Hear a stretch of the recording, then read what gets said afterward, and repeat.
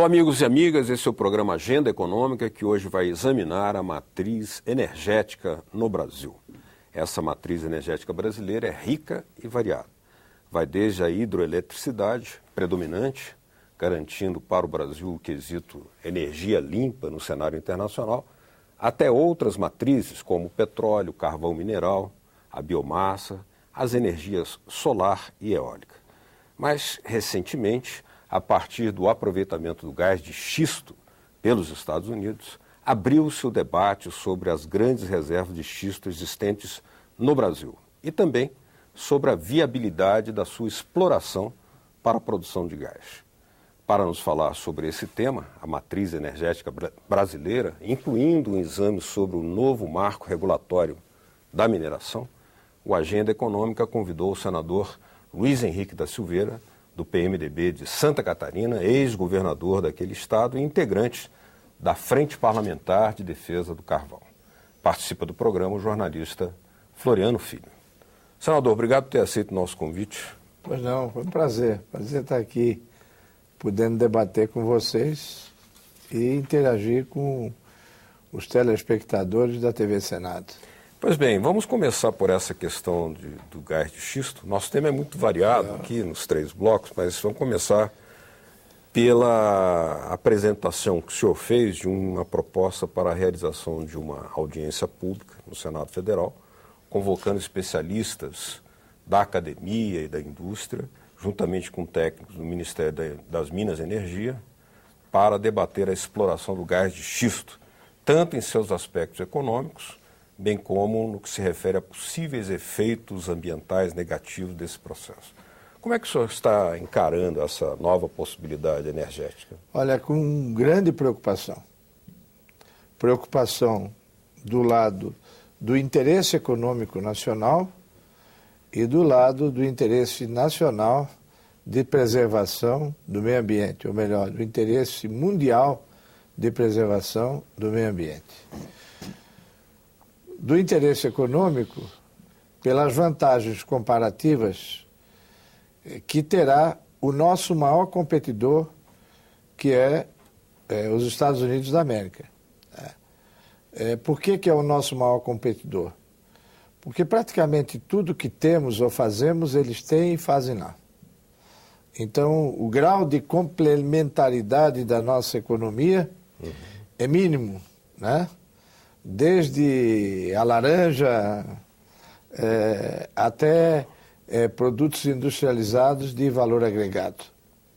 E os Estados Unidos, ao obterem gás de xisto pelo sistema de fraturamento hidráulico, que lá eles chamam de fracking, né?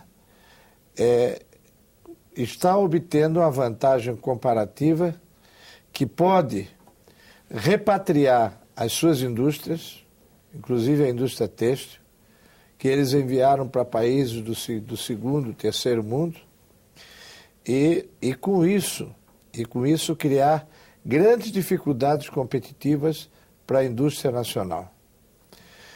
Agora, tem a outra vertente, que é a vertente ambiental. O Brasil tem grandes reservas de xisto. O que é xisto? Xisto é toda a formação de rocha em placas. Essas placas se formaram há 300 mil anos, tá? E elas aprisionam uma grande quantidade de gás. Até ano passado, até 2 anos atrás, era deficitário explorar esse gás. Descobriram nos Estados Unidos, desenvolveram uma tecnologia nova, mas muito perigosa. Eles vão buscar esse gás a 1.000 metros ou mais de profundidade por esse sistema de fracking, né? Injetando água e areia misturados a produtos químicos a grande velocidade, de modo a separar as placas de rocha, Né? Areia para segurar as placas separadas. Né? E os produtos químicos para possibilitar a exploração. Qual é o temor? O temor é que um processo intensivo dessa exploração venha a gerar uma grande poluição dos aquíferos subterrâneos. Senador, e parece que isso já está acontecendo de fato lá nos Estados Unidos, né? Inclusive já tem documentários mostrando isso.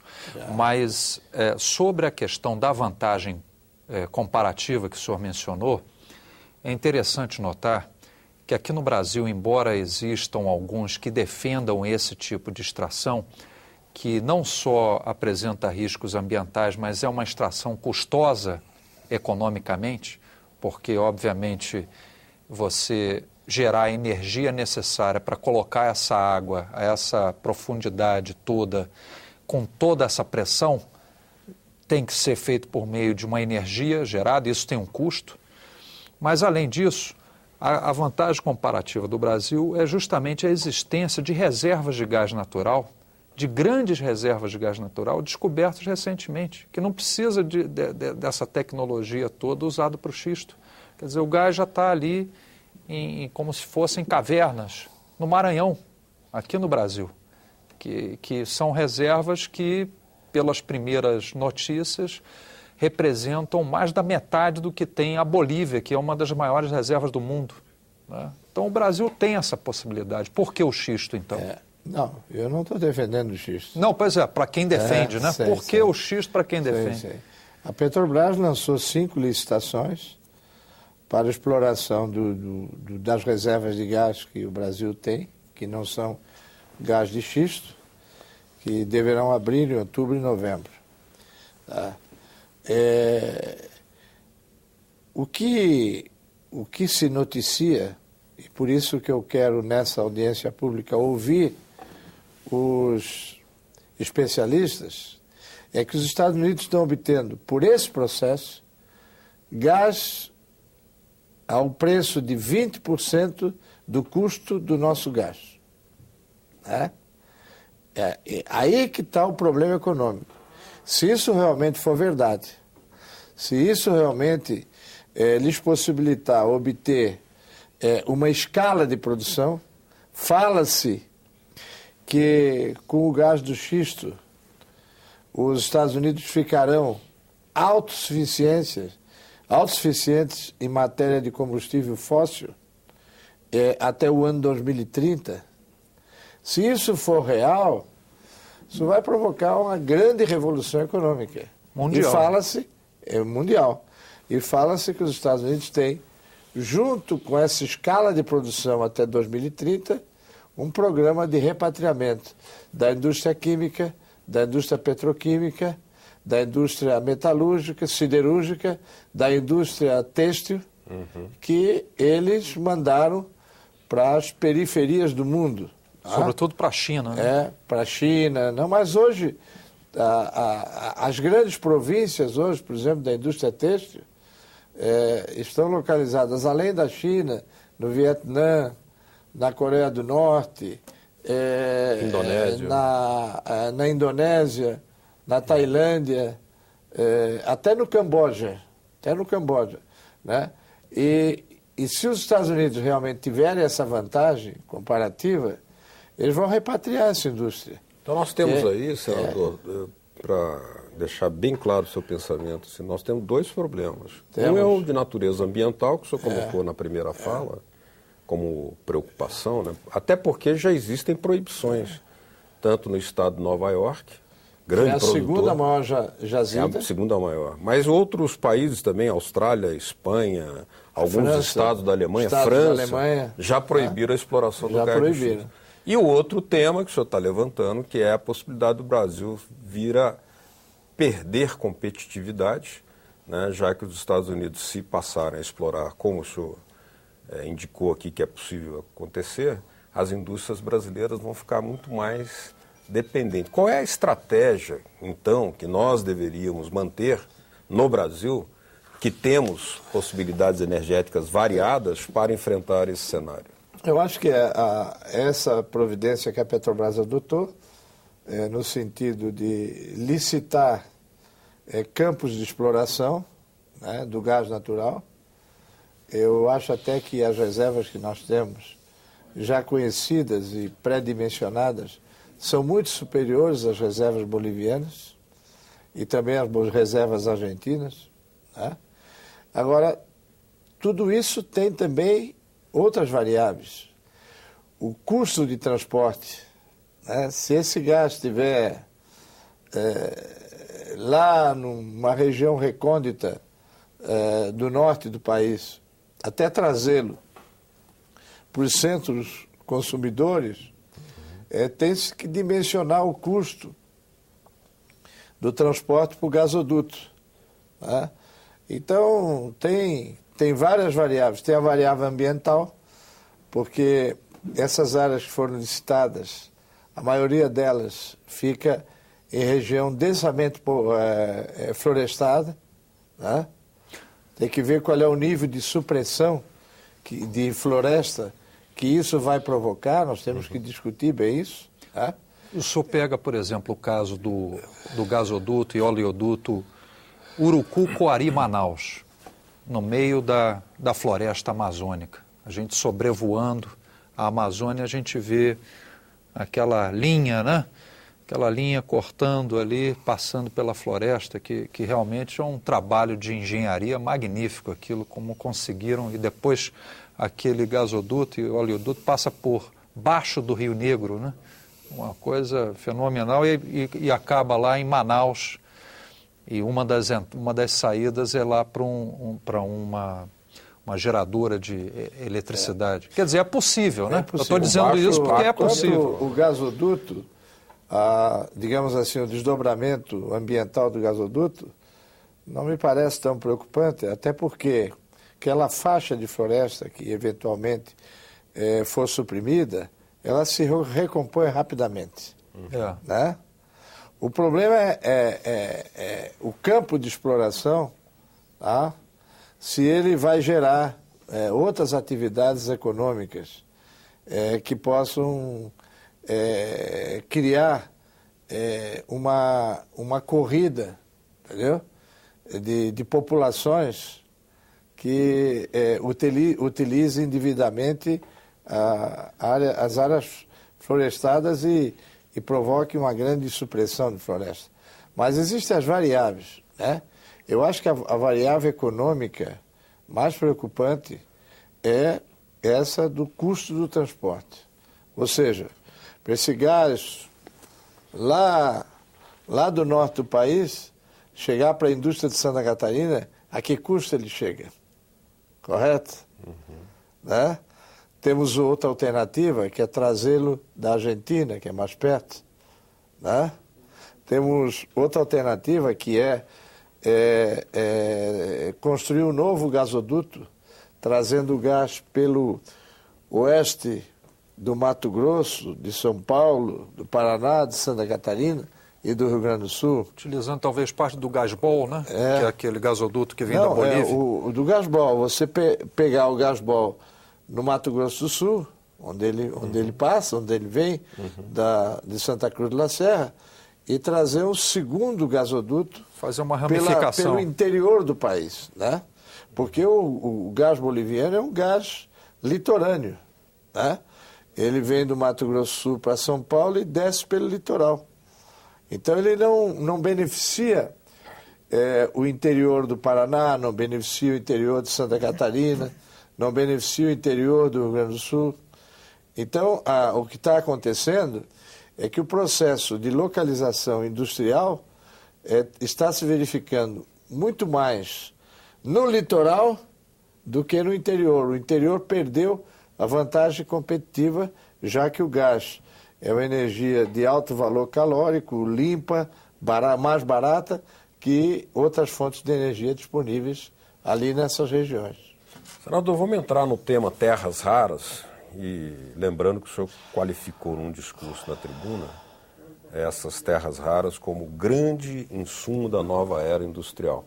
Ou seja, sem elas não se podem construir equipamentos de alta tecnologia, especialmente na área de telecomunicações. E o Brasil atualmente é dependente da China. A China praticamente controla esse setor mundialmente e não tem nenhum sentido o Brasil não explorar isso. Agora, por que razão nós estamos nessa posição de depender da China, já que temos também a potencialidade? Porque tomamos uma decisão política equivocada nos anos 80. Nos anos 80 nós estávamos num processo de domínio tecnológico na exploração de terras raras, desde a mineração, a seleção, a concentração, até a produção, né? Até a produção industrial. E nós paramos, ali nos anos 80, de pesquisar, de buscar autonomia científica, porque a China fornecia esses materiais muito baratos. Era tão baixo. Era tão baixo o custo que era muito caro pesquisar. Foi uma decisão política errada, né? Os Estados Unidos tomaram a mesma decisão. Eles tinham a célebre mina de Mountain Pass e eles fecharam a mina, deixaram de minerar e deixaram de atuar nessa área. Mas os Estados Unidos a gente entende. Eles tomaram aquela decisão porque naquele momento era importante para cessar a corrida nuclear e dar fim à Guerra Fria, e os Estados Unidos passaram, então, desde a visita secreta do chanceler Kissinger a Pequim, depois a visita histórica do presidente Nixon, né, àquela capital, desde aquele momento que os Estados Unidos passaram a negociar com a China. Então, na esteira dessas negociações para a redução dos arsenais nucleares, o que ela fez com a Rússia, com a China, para cessar a guerra do Vietnã, né, que entrou nessas tratativas. Os Estados Unidos adotaram essa medida. Agora, nós não tínhamos razões para parar o processo de obtenção do domínio científico e tecnológico, né? Então, a história se repetiu tragicamente.